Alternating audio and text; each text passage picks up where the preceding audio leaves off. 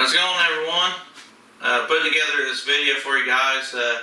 If anybody's ever wanted to process their own deer, kind of give you the basis on how to do it at home. You don't need a lot of fancy equipment or anything.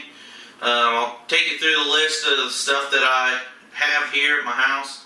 I do work at a butcher shop, but I prefer cutting it up at my home. So anybody that wants to do it, you know, you can do it too.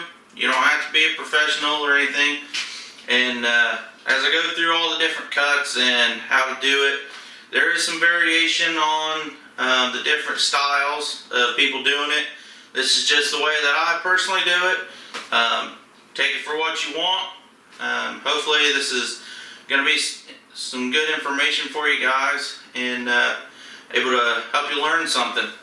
So the whole point of this page is to kind of show you guys our experiences in the outdoors, whether it's hunting, fishing, beekeeping.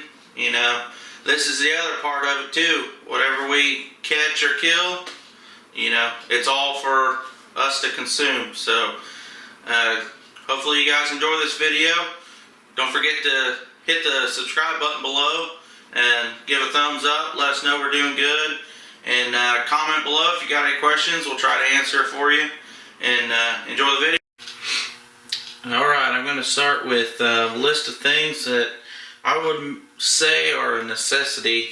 That there's kind of a few different ways you could go around it, but some of the main crucial things that you would need just to start out would be some of these. First, we'll start off with these tubs. I would probably get you at least one or two good tubs, because depending on what size the deer is, you're going to need multiple tubs. I believe these tubs, you can find them at Rural King, Cabela's, most of the places that sell game processing stuff. I'd say the next thing you need is a cutting board or table of some sort. Doesn't have to be anything fancy. And then a good knife. This one here is a little old and worn out, but it's a Victorinox 6-inch semi-flex boning knife. This is what we use at the butcher shop I work at. Also, this is a Victorinox sharpening steel. I believe it's a 10-inch. But you don't have to have anything fancy like that. You can just use a normal good knife. You know, a good kitchen knife comes out of the kitchen blocks. Whatever works for you. I'd say the third thing would be a grinder. This is an LEM. I'll move this out of the way. This is an LEM 3/4 horse stainless grinder. I believe it uses a number 8 plate and blade, but they do sell some ones that are a little smaller, which if you're only cutting up a couple deer a year, you know, for your personal use, then I would say something along the lines of a 1/2 horsepower would probably be sufficient. Me, I cut maybe 6 to 8 deer a year. When you're using it a lot, I would recommend getting something a little bigger. Does the job for what I use it for right now, but I would like to process more here at the house. I have family and friends that get deer, and I process for them, and you know, do it on the side as well. But so I would upgrade to something higher than a 3/4 horse if you're, you know, doing any more than probably 6 deer a year. But and then the next thing I would say you would need is over here on the table, which I don't have anything fancy, is this right here. You can get a Food Saver brand at Walmart. This is specifically is a Cabela's Pro Series 12-inch vacuum sealer. Just got it during Black Friday when they run sales on stuff. This ran me $89, original $130. Another option that you could do would be, I bought a meat scale just because I like to know how much all my deer weighs, and I weigh everything. But one of the other options that you could get are, I do a lot of turkey, so this is just a cheap little, I think it's a $20 or $30 slicer, like 6.5 or 7-inch blade, something like that. You can find them at Royal King. This is another option. This is a 22-pound Cabela's brand stuffer, hand crank. If you do a lot of deer, they do have electronic motors that hook up to it that uses a foot pedal. But as for if you're just using personal and you just want to cut up a couple deer, a cutting board, knives, a couple tubs, a small grinder, and a vacuum sealer. You don't even have to worry about this stuff right here. I like to stuff my ground into tubes, but if you're just doing a few, you know, you can just put it into vacuum seal bags. It would make it easier for you and, you know, more cost efficient because you don't have to be buying as much stuff. That's some of the things that I have, and then we'll go into cutting the deer up.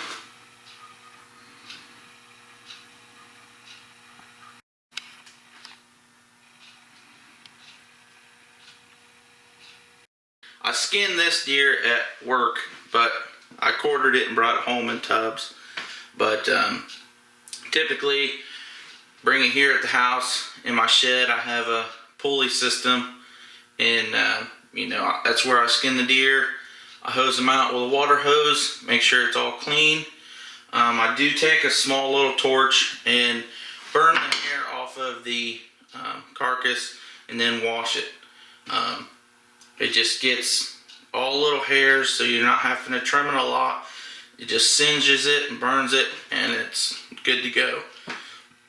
And then I have an old refrigerator that I got from my parents, and the top 2/3 is just a refrigerator, and the bottom is a freezer.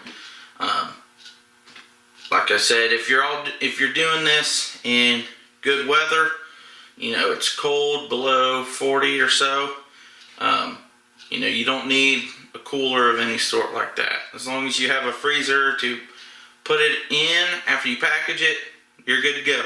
Nothing fancy. Definitely don't have to be fancy for me. There's some things that I get that makes it easier on myself, cuts down the time. But if it's just something you want to do with your family, you know, have a couple friends come over and just, you know, make an evening out of it cutting deer, then go for it. You don't have to have anything professional, commercial, nothing like that.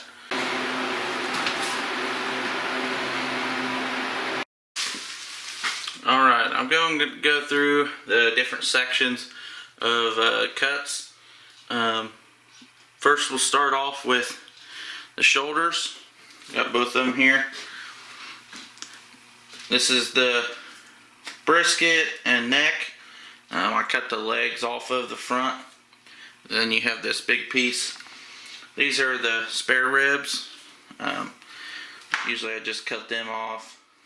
And then you can quarter these by themselves, or what I do is just leave them connected. That way I can cut them off, separate them later. And then this is the back strap section, which has your tenderloins on the inside here. Alright, what I'm going to start off with first is the hindquarters. And I'll show you kind of how you can separate them into the two different legs. There's two sockets here that you can cut on the inside, and you can actually pop them and break them off of this H-bone, which I'll try to get good video for you guys. I'm doing it by myself, so you just want to kind of cut here at the front of it, and just kind of keep pressure down on this side. And if you see here, there's a socket. I'll try to get that zoomed in for you.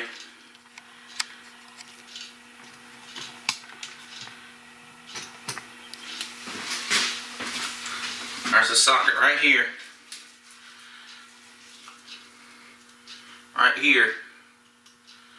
That you cut that through and just kind of follow that H-bone and just put pressure and pop that loose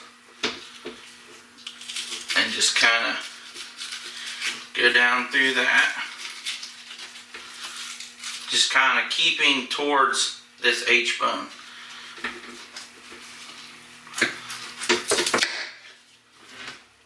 And then you have it separated there. Just lay that one to the side, and you do the same thing for this side.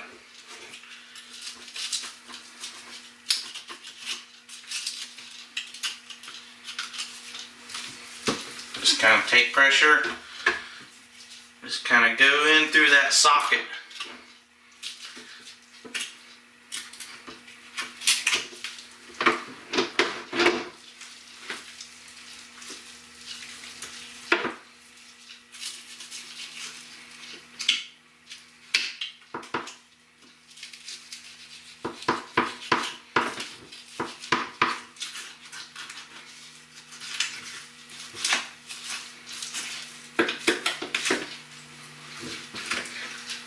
And then this part doesn't have a lot of meat on it, but you can get a little bit of meat here off the tops, and then on the insides where these sockets are.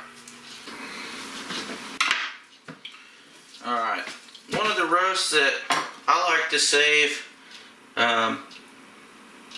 typically I use it for jerky, but if you just want a couple roasts off your deer and the rest in the burger, if you use a lot of burger, this would be a good roast, an easy roast to take off that you could save. On a beef, it would be the sirloin tip roast. It comes on the top side of this leg on the very front. If you look here at this white section, you want to cut just behind that and kind of at an angle all the way down till you feel bone. And this bone runs here and then straight along to that ball. That's the femur. You want to go down and just go all the way down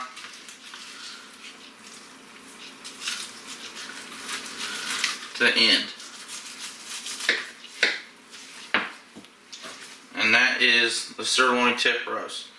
There's a little bit of fiber and kind of fat that you can trim off of it.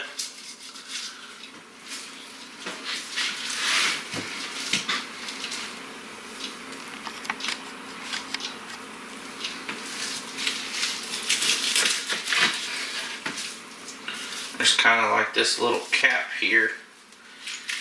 If you look, I'm just running my fingers underneath it to separate it.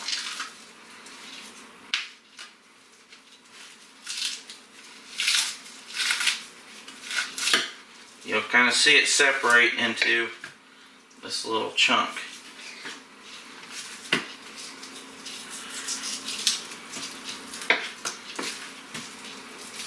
You just want to trim all that fat, and if you see any poop or hair on it, always a good thing to trim off. But it gives you, typically, this roast is a couple pounds or so. So if you just want a couple little roasts, it's a good roast to keep together. Just throw that in a vacuum seal bag and you're good to go. This specific one, I'm saving all these in big chunks, and I'm going to make jerky out of all the hind quarters and most of the deer. But the rest of this, just trim the fat off. And if you see any poop or anything,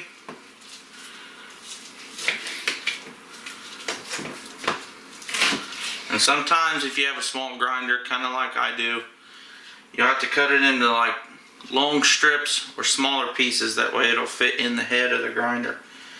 But then just take that and throw it in your tub. All the excess stuff, I have a trash can that I just pitch everything into, including the bones, and then it just goes into normal trash.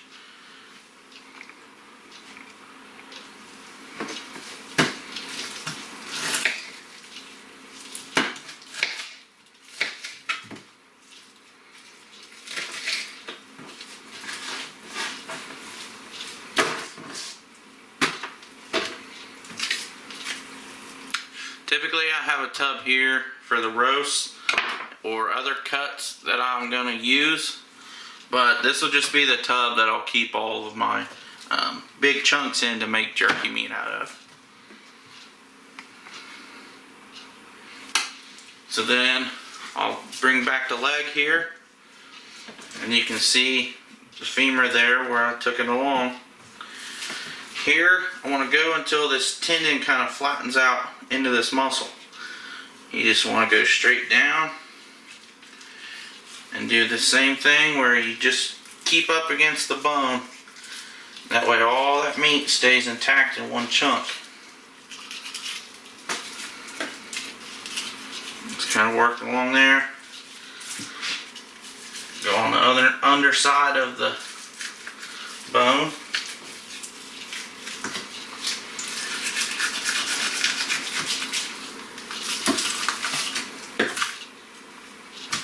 And that way it's completely separated. Typically when this bone is in, this would be where your a lot of places have round steaks or leg steaks, some of the things you could call it. My sense, I don't have a bone saw here, so I can't cut the bone or anything, so I'll just bone it off of the leg, and then you can just make boneless steaks out of it, and you just kind of go through here and just. So this is actually the bottom, the rump, which is the part that I left whole that you get the round steaks out of. But actually on this, since I'm going to be slicing it into jerky, the best thing to do is you can kind of see to where there's like two sides of this muscle, and there's just a little bit of fat in the center. What you can do is just kind of go in between that, and you can open it up into like two big sections, and you just kind of follow the fibers in between here, and you have the one side of the rump and you have the other. That way it gives you kind of more smaller pieces that are more jerky friendly than having just a big round piece. A little more bite size, if you will.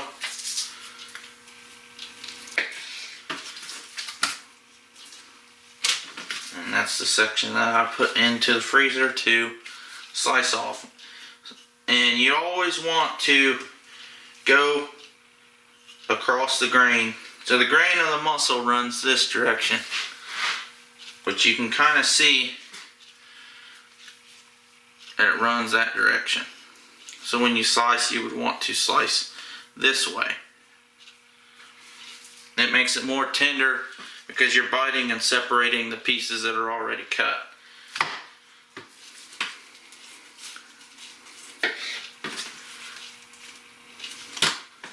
And this side, you can kind of, if you prefer it,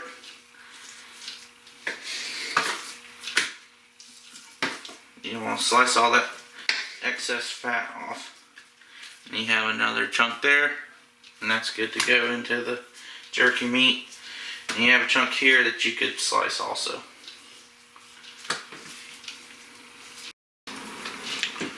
With the remaining meat on here, there's a lot of fibers and kind of tendons throughout it, so I usually just bone this section out and put it into the hamburger.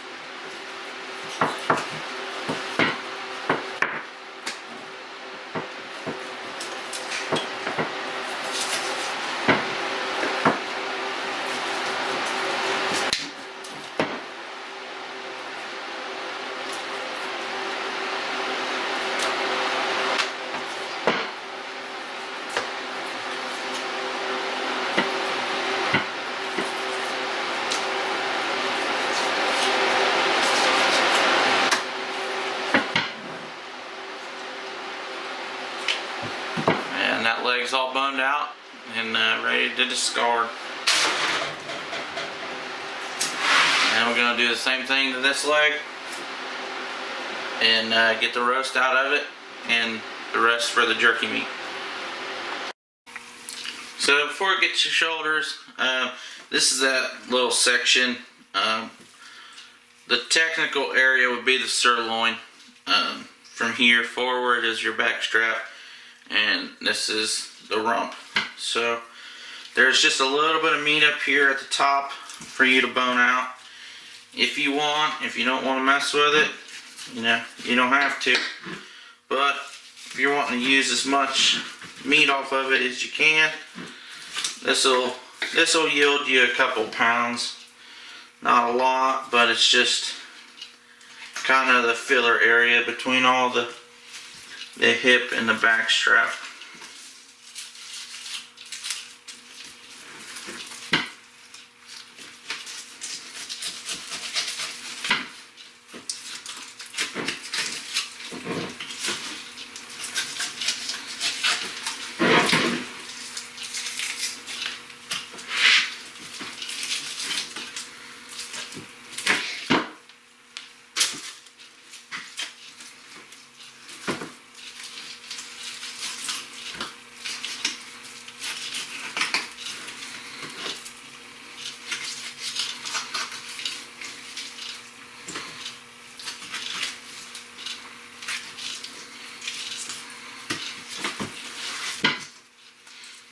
So as you can see, most of the meat's off of it now, and it's ready to discard. And it leaves you here with a couple pounds of meat. Typically I trim a little bit of the fat off.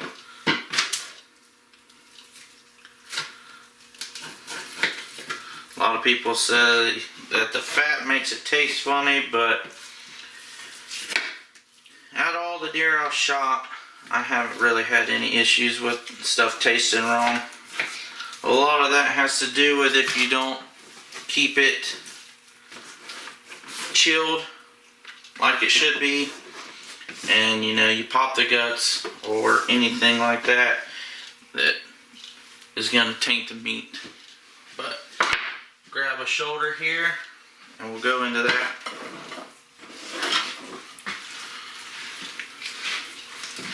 So this is the shoulder. This will be the shank end. Some people, you can get some roast off of it, and there's a roast here. Typically with a boning saw you would cut here and here and give you 2 roasts off the shoulders. But for me, if you want to save a roast, you can hug the inside of the bone, and it'll give you just a good meaty chunk here. It's really fibery and for the most part tough. So typically on the shoulders I bone everything out, but I'll go through and kind of show you the how to get all the meat off of it.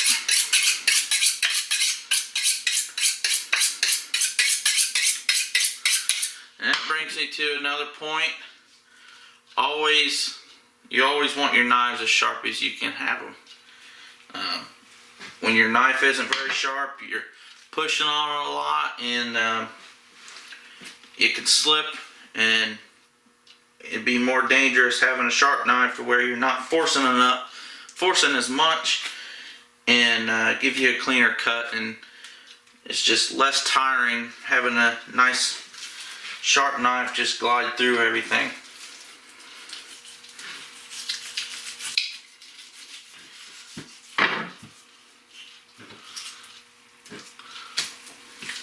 But this would be that chunk where you could get a little small roast out of it, but most of the time you just bone it out.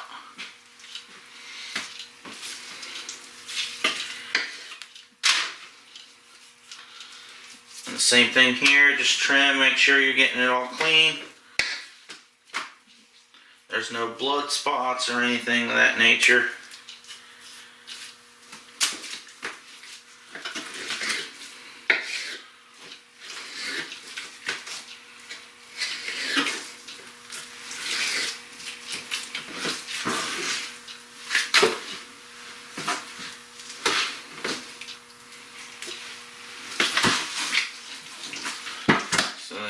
just go along the front of it too.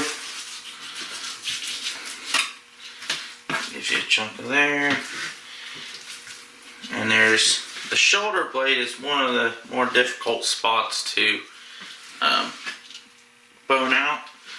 There's kind of like a ridge that runs the top of it, so it's kind of shaped like that. And you have to get on both sides of that. So you'll feel it with your knife. You go like that.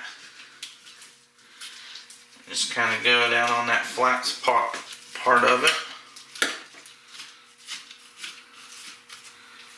And the same thing on the other side.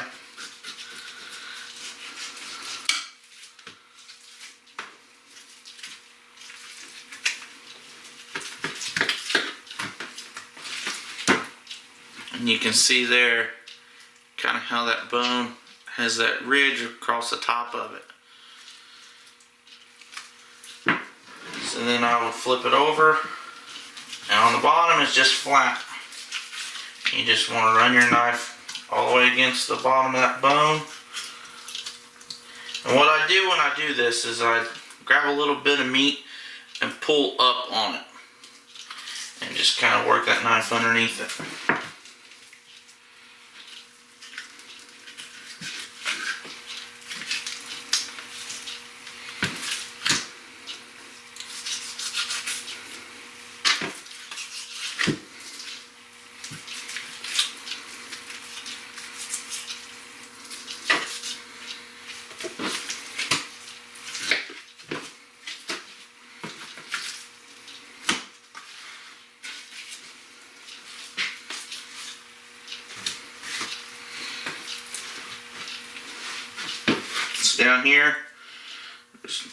Down here, there's a big tendon where the muscle attaches, and it's very tough. So I try not to go too low because it's mainly just tendon and all that.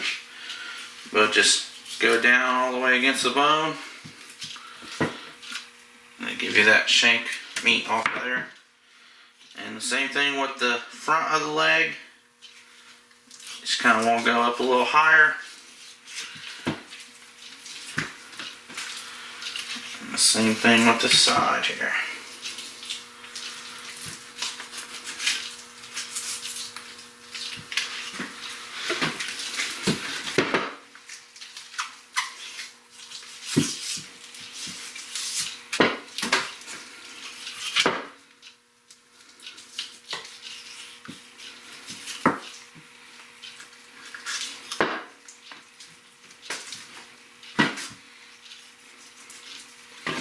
And that front leg is all boned out and ready to go and discard.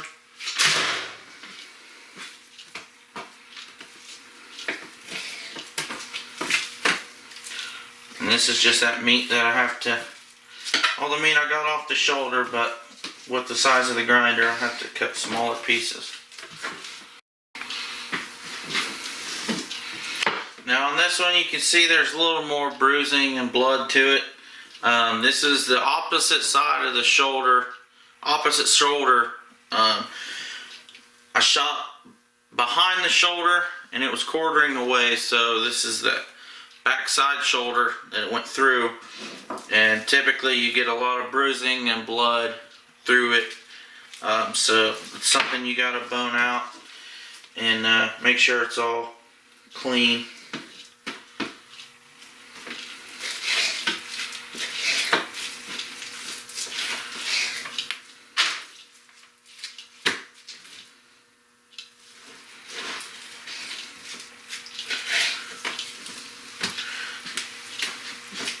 One of the things that a lot of people say, you know, I didn't get all my meat back, Well, if you shoot a deer, this was a quartering away bow shot, and there was quite a bit of bruising and blood in the shoulder. That would make you have to discard the meat. Not sure if a lot of people understand that, you know, a lot of these places, they're not trying to give you a bunch of crap meat back, so what we have to do is discard it. So in a way, yeah, you're not getting your meat back, but I'm sure you'd prefer a nice clean meat, nothing wrong with it, no hair, no poop or anything like that, then, you know, getting all your meat back and it being dirty and have a lot of bad stuff in it.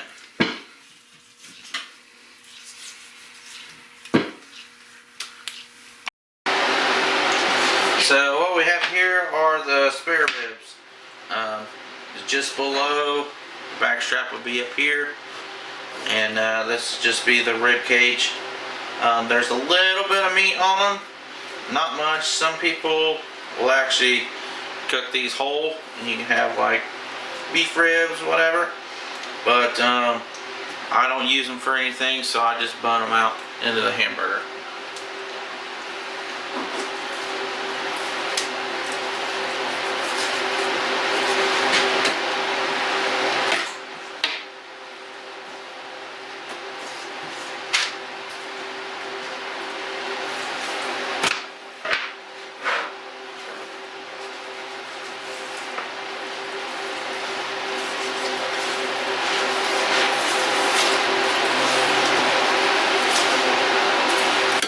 Take some of the meat, there's kind of like a cap on the ribs. You just lay your knife down and just go on the inside of those ribs, and it'll give you that little bit of cap there.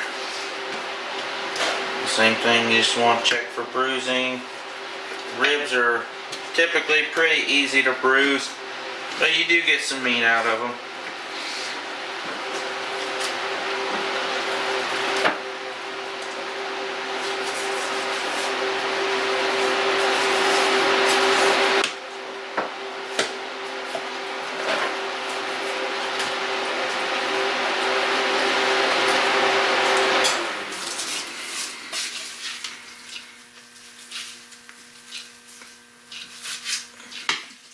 And typically after I get that fat cap off of there, I'll just take my knife and I'll just run down in between each rib. You can kind of see this darker section here. There's still a little bit of meat there in between the ribs. Just kind of go down both sides of it. Just leave you with a little strip. You just cut that strip off. You do that for all the ribs.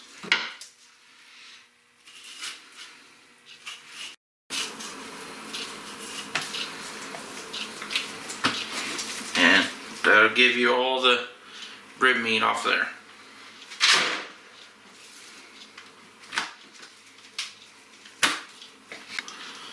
So this piece here is the neck.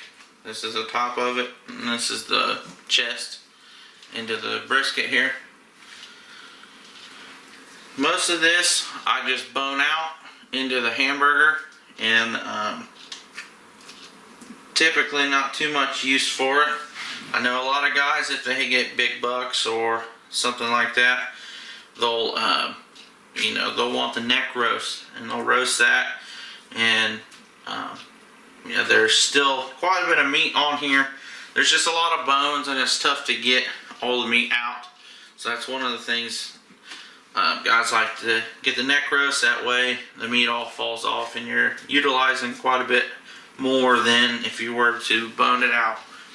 But for this case, we're just going to bone everything out and put it into the hamburger.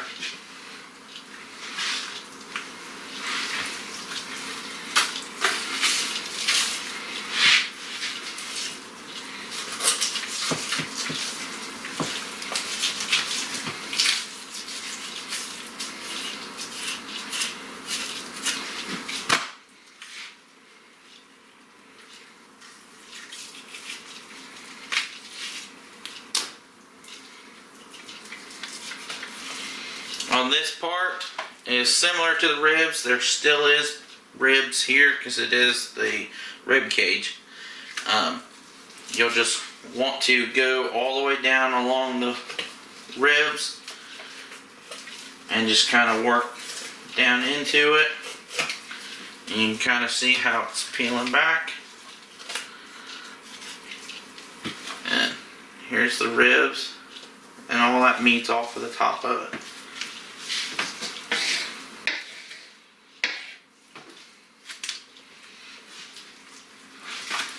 Up here, this would be the front of the back strap. It goes into the neck. The spine goes up into the top here. And then there's a tendon that runs along the top side of this neck.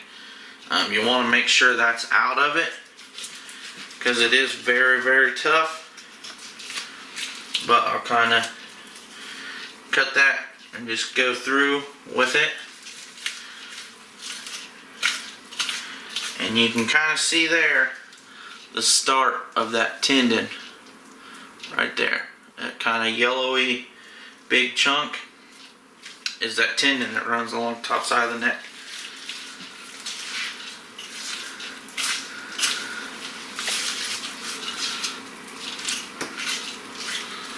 What I think I might do on this one, just to kind of give it a trial run, is I'll use some of this meat out of the neck for my jerky meat.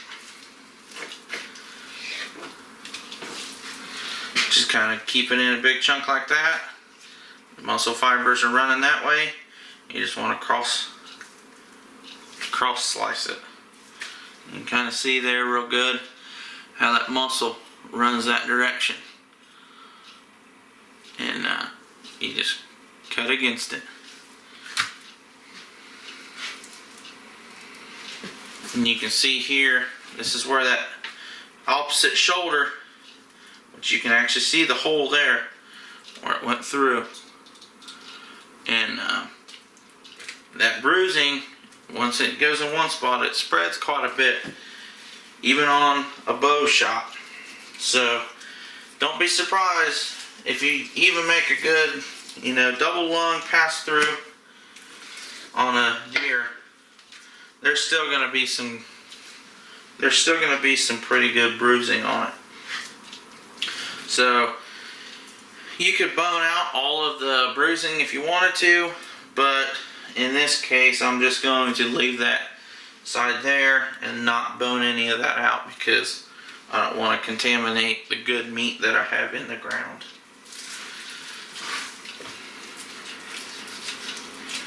So I do the same thing as I did on the other side,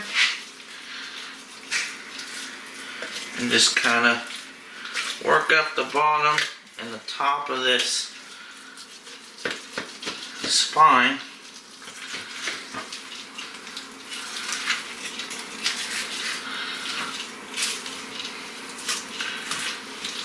And you can kind of see here, that's what's left of that spine. See the bone through there, and then it kind of ends. It goes down and then goes into the neck.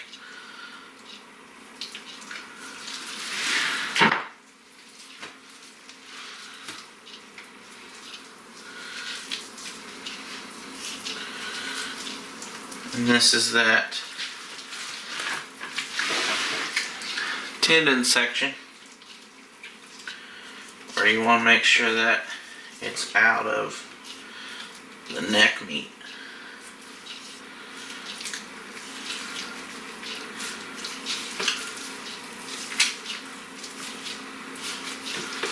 And depending on how you cut it out of here, you can kind of just cut underneath it and just grab it and just pull up,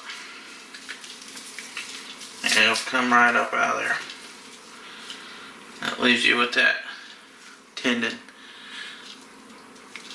And you just discard that piece.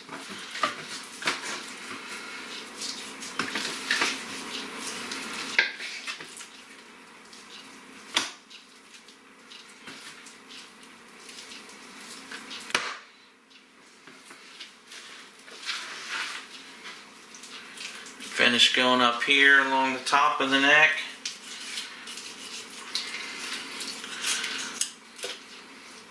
sometimes it can be a pain. There's typically not a lot of meat on the underside of the neck, but this top part gives you quite a bit.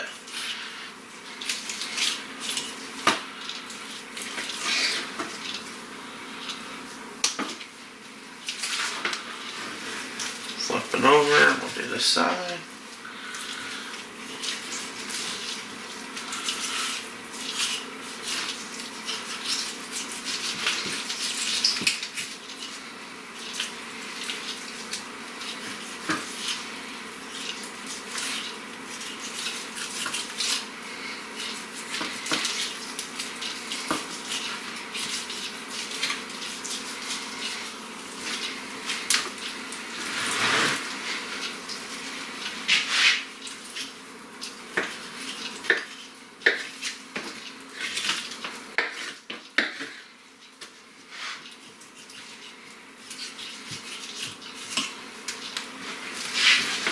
And this side, since it was clean, I'll just go down in between those ribs, and it just gives you just a little bit more meat. If you don't want to mess with it, don't worry about it.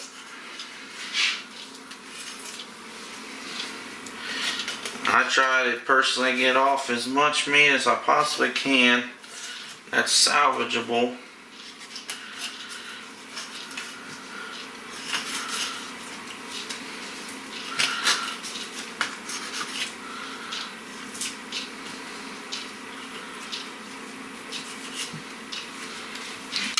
Leave it with that, and that is the finished boned out section, and discard this.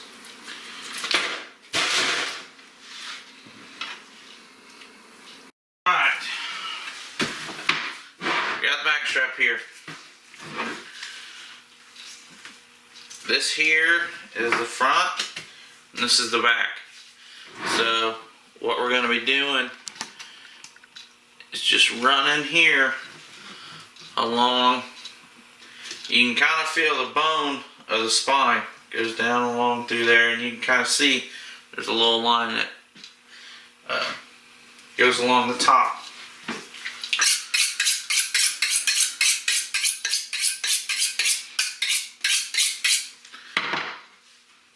So what you want to do is take your knife and just hug the side of that spine. This is one of the more difficult parts of doing the deer, because you don't want to not take enough off of it to where you're losing meat to the ribs for your back strap, because you want that back strap as big as you can. What I like to do is kind of finish one section before you, as you work your way back. That way you can get up to the meat. Usually it's a little harder. This is still kind of firm from being partially frozen, but when it's a little warmer, it's a little easier to do. But when you get that and you start that spot, you just want to peel back on it. Go along that back and just keep peeling back as you go.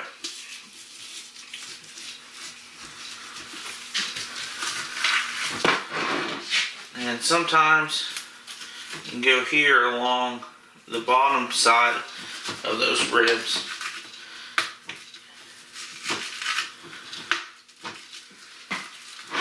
And do it that way as well.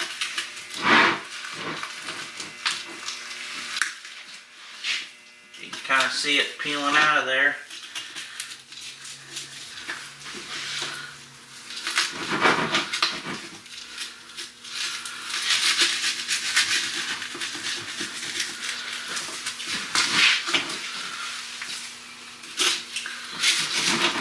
Like I said, it's usually a little easier if the meat's not partially frozen. Probably could have let it stay up just a little bit more, but need to get it done also. So you can kind of see how that back strap's separating from the spine.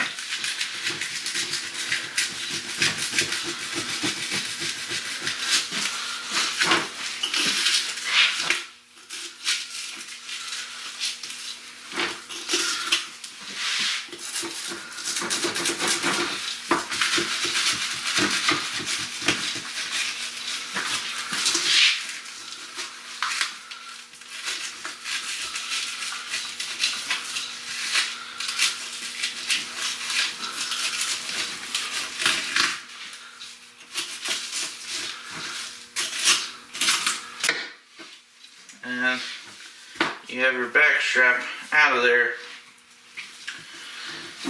I'll set this part to the side, that way I can show you on here. So this is your fat cap. There's the muscle for the back strap. And you can kind of see how you can peel it back, and there's kind of like this film along the outside. You want to peel that film off with that fat cap.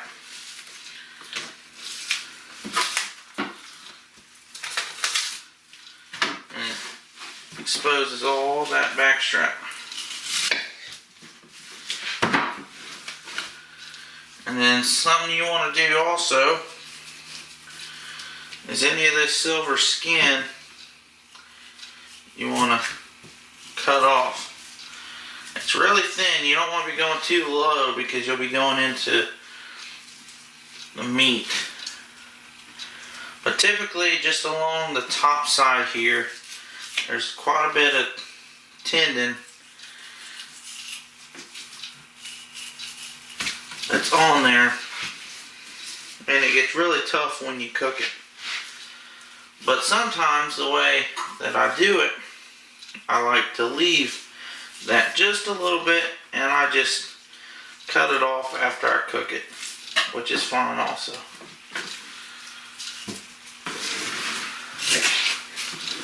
So after you have your full piece of meat here, what I do is just do the smooth side up. Just take it, usually I do about 1/2 inch. And you just want to cut down, but you don't want to cut all the way. You want to leave it intact. This is called a butterfly cut. So the second cut, you cut completely through, and it helps you fillet that piece out. That way your steak is bigger. And that's what it looks like together. You do that half cut down the center, and it folds it out into what's called a butterfly. Just go down through there, do a partial cut, full cut. Kind of fold them out like that. Just leave enough just to keep them together.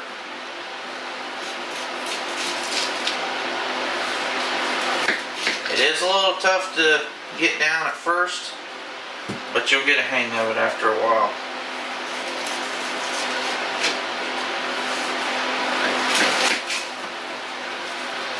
And I don't care as much about leaving that silver skin on there as most people, just because it kind of keeps all the meat together good, and it just gets hard on the outside, similar to like in New York, if you've ever grilled a New York steak. And usually when I fix it and grill it, I'll just cut it off after I cook it. It's just your personal preference on how you'd like it. There's always going to be different ways of doing the same thing. But key is just don't overthink it and do whatever you want to do for yourself.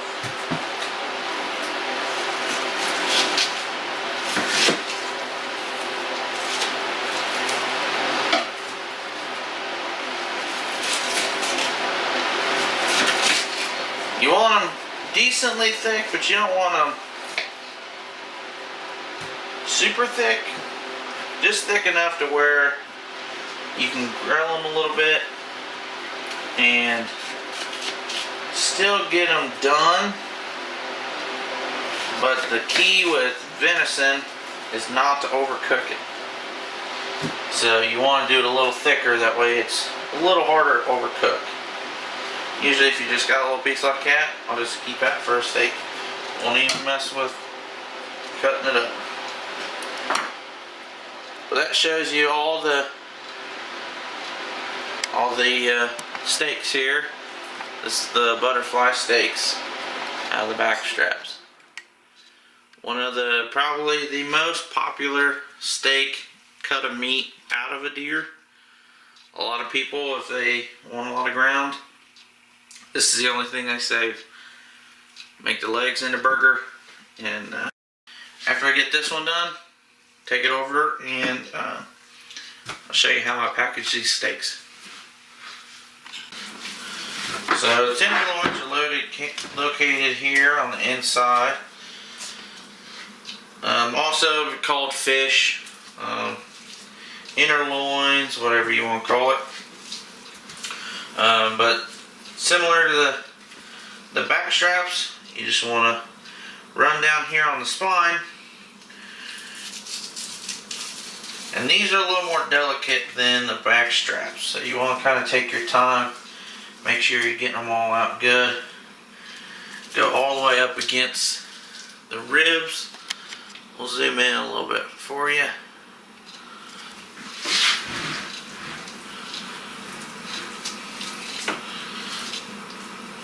Zoom in there.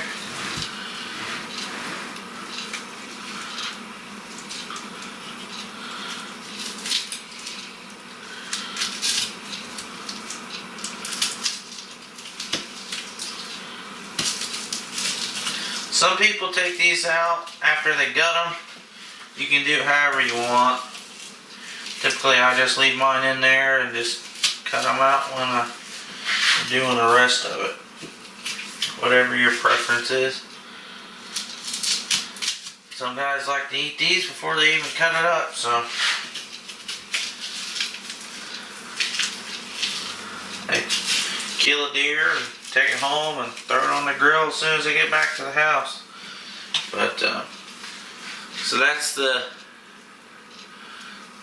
fish or inner loin, and typically these aren't very big. Just depends on the size of the deer.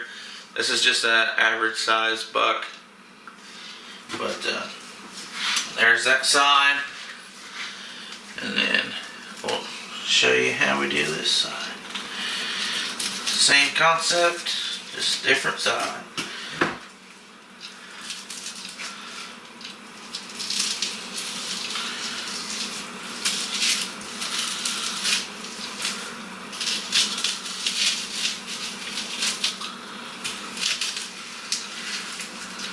It kind of helps you just kind of get it down in there, and really you can pull most of it out. Just want to make sure you get down in there enough where you're not leaving it in the ribs.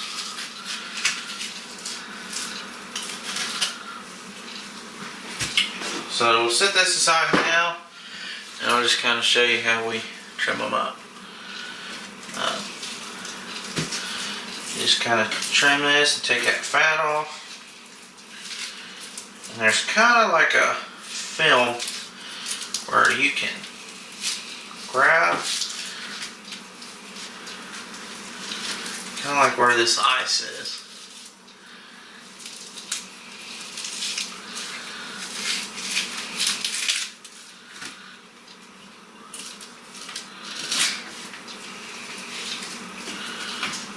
You just wanna.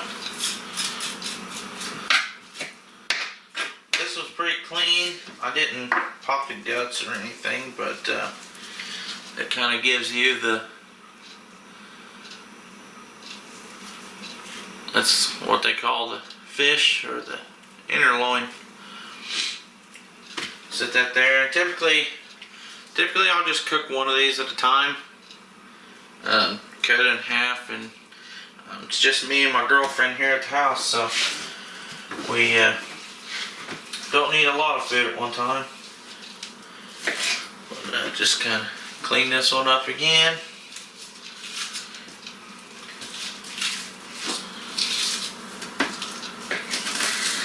See a little membrane. Sometimes there's some slight bruising. You just kind of take your knife and scrape that and it'll come off.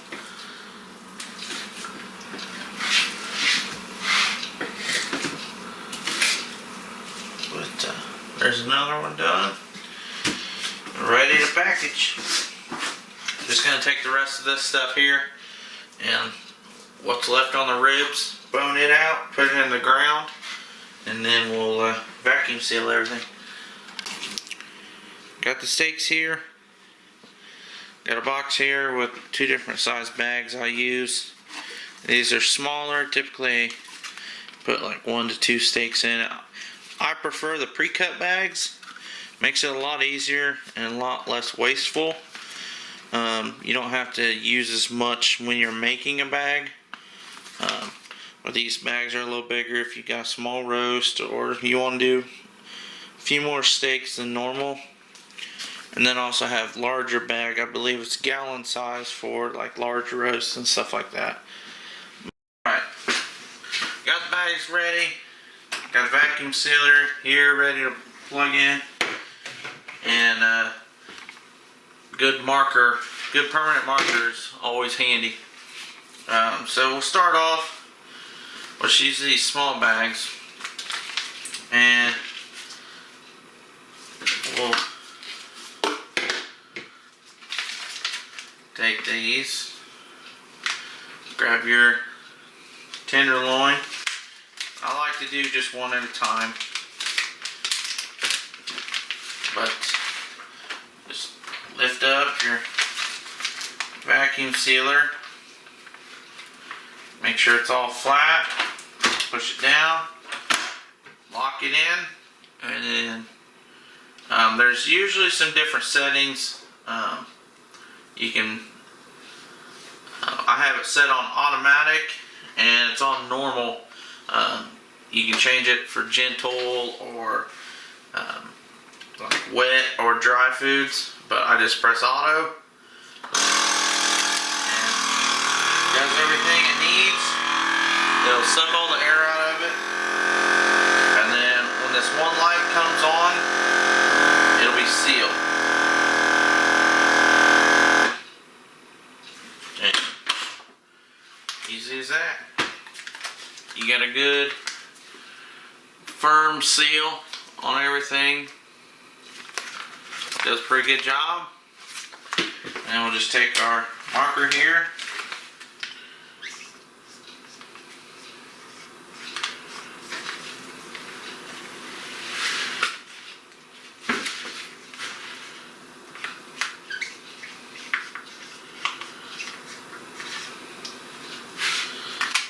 Pretty self-explanatory. I usually just put, I hunt different states, West Virginia and Ohio. So I usually write which state the deer's from, because also, you know, if a game warden happens to want to check you and stuff like that, it's easier to find the tag for the appropriate deer. But I got this one, Ohio buck, and just put tenderloin on it. I usually go through the meat pretty quick. I usually try to kill at least 2 deer a year. And I use all of it in the whole year, so I don't really need to put what year it is. Sometimes if I do happen to have some carryover meat from the year prior, then the next year I'll put the year. That way I'm using all my older stuff first, and this stuff is all good. These bags are pretty nice. These are Cabela's brand pre-cut ones. They have a pre-cut little tab there. I don't know if you can see. Pre-cut tab right there to where it's pretty easy to just go ahead and pull after it's sealed. And then along with that, I got these other bags that are pre-zippered. Like I told you before, I like to make my jerky all at one time, and then I just thaw it out and eat it as I want. So these are really nice. They got a resealable zipper on them.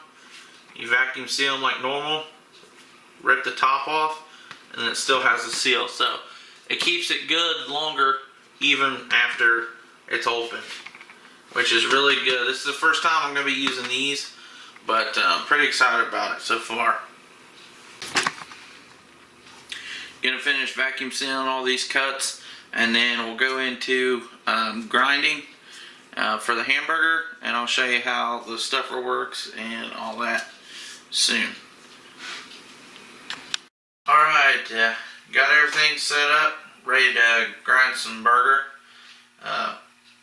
Okay, so got the grinder set up. This is my tub with all my trim in it. Got the stuffer set up, ready to go. In this little tub here, I got 5 pounds set aside. I'm going to try a new venison bacon. It's kind of like a meatloaf that you cook and slice it and smoke it. So, going to try that for the first time. Figured use a little bit of the deer and try it out. Hopefully we like it. But just kind of show you a little closer on what I got over here on the grinder, and show you the stuffer a little closer up. So I got my trim tub here. This is the grinder we're working with. It's a LEM 3/4 horse grinder. Uses a number 12 plate with blade.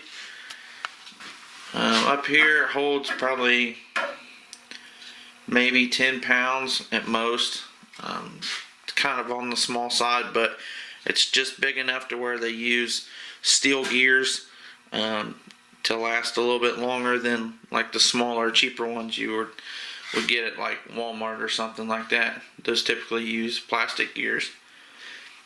But this is the stuffer. It's a Cabela's brand 22-pound hand crank stuffer, vertical. This can pop down. You see down in there, just got a plastic horn. There's 2 different settings. This is like the high speed when you're wanting to lift up to go to the top, or getting to where the meat is on the stuffer.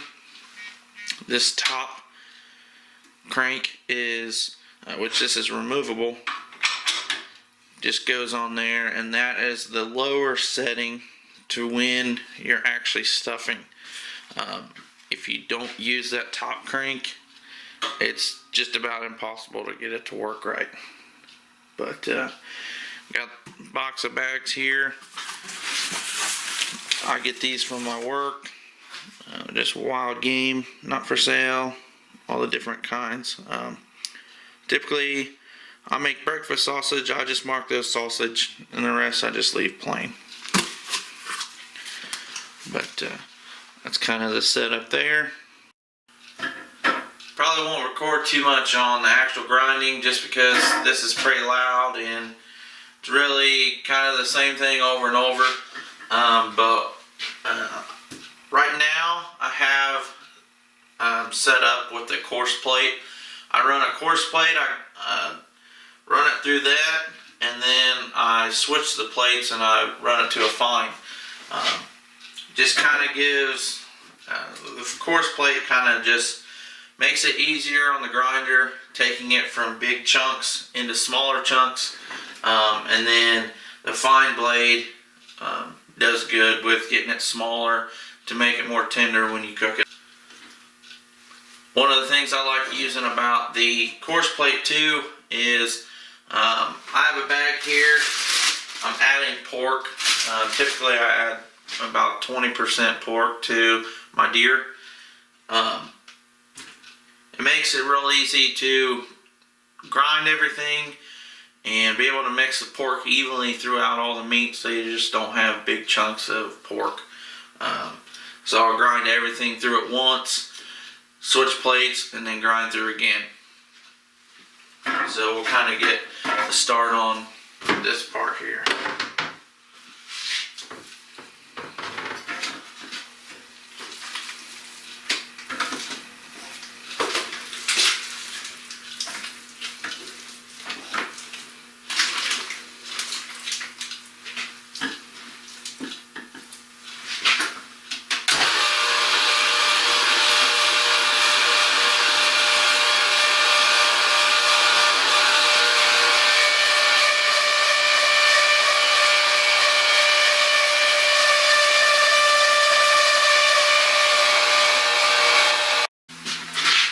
Something I want to mention, it seems kind of silly, but this is I would call it a plunger.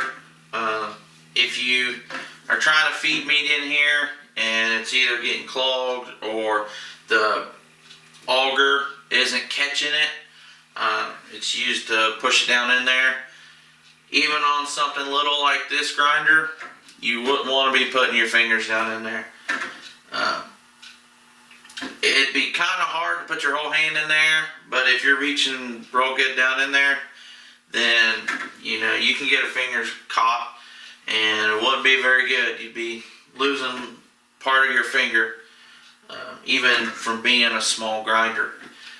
Just something simple to stop a dumb accident.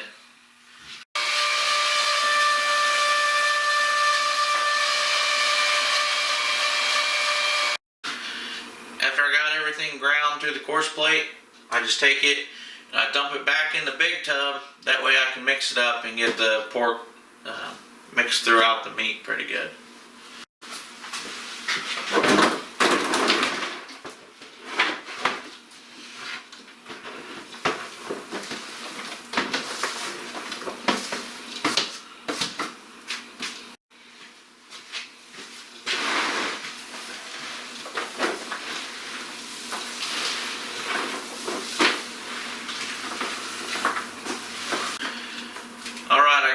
Fine blade on the grinder, and I'm ready to grind for the second time. One of the tips that I would say is with small grinders like these is try to put very small amounts in at a time and basically just hand feed it. If you try to put too much, it kind of gums up the neck, and you have to use the plunger every single time that you want meat to go down into the grinder.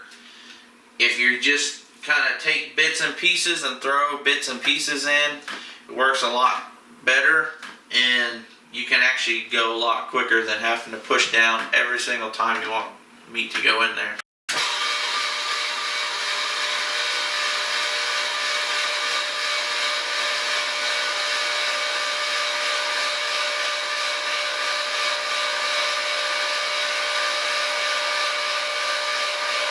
I got these two tubs here finished grinding through the fine plate. This tub here is just regular plain ground, and this tub here I mixed up for some breakfast sausage. We use a lot of it when we're cooking breakfast, and usually do biscuits and gravy with it, and it makes great stuff. And most of the seasonings you can get at like Rural King and Cabela, stuff like that.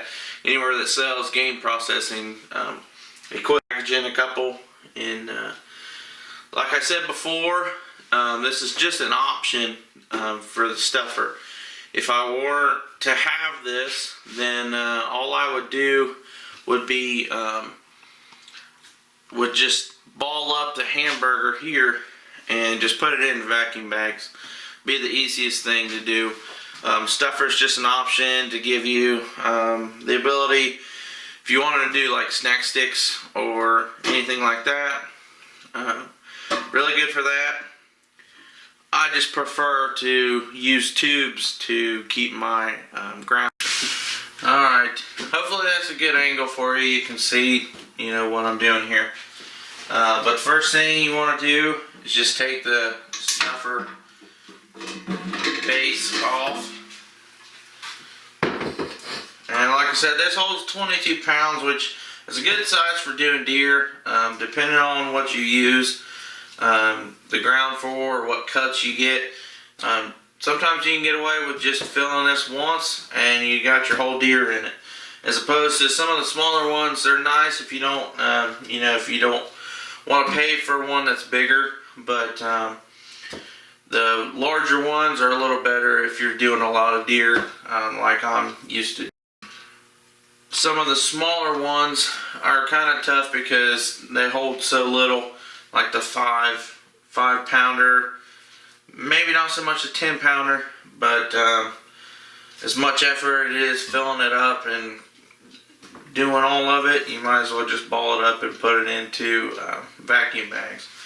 But it's pretty simple. Just take your tub here and kind of just ball up some meat, put down in there.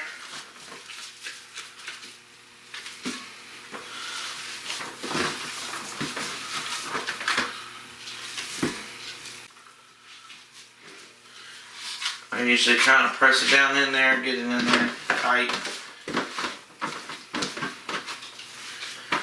Doesn't matter too much about having it tight if you're just putting it in bags, but if you are doing casing of any sort, it's very important you get all the air bubbles out, because that pressure will build up in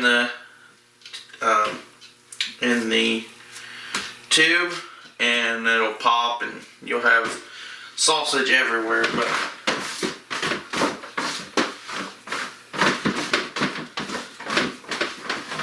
so I should have about right at 20 pounds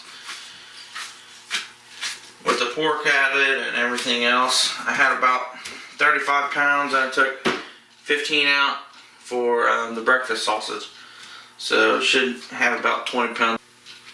So after that, we just take this and pop it onto the bottom.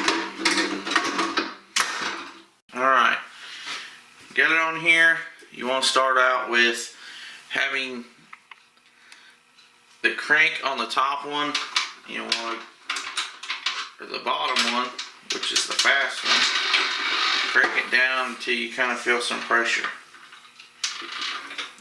And then that's when you want to switch to the top one. And we'll go here, grab a couple bags, and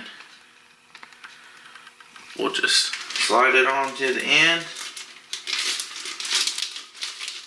One of the keys to getting a good package, tight package, is kind of grab around it and put a little pressure and kind of squeeze on it so it doesn't slide as fast, but you just kind of go until about where you need it. Go back a couple cranks and kind of grab it, squeeze and twist, and you can see how that's a very tight, firm package. The less air you have, the less freezer burn you're going to get. Which these are relatively low on the amount of freezer burn if you stuff it correctly. And then put it over here.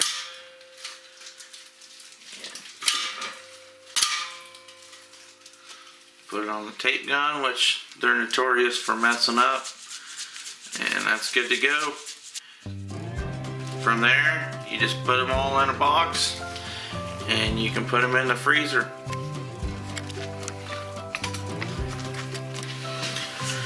Well, that pretty much concludes the video on how to process your own deer. I want to thank everybody for watching the video. If you guys have any questions, comment below. We'll try to reach out to you and try to answer your questions best we can.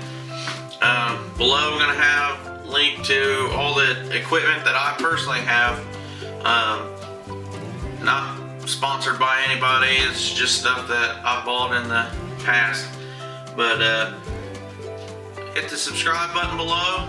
give us a thumbs up, let us know we're doing good, and check back with the channel on some of the videos that we're having in the future. Got some deer hunting videos, working on editing right now, and hopefully everybody's having a good season. Everybody, best of 2021.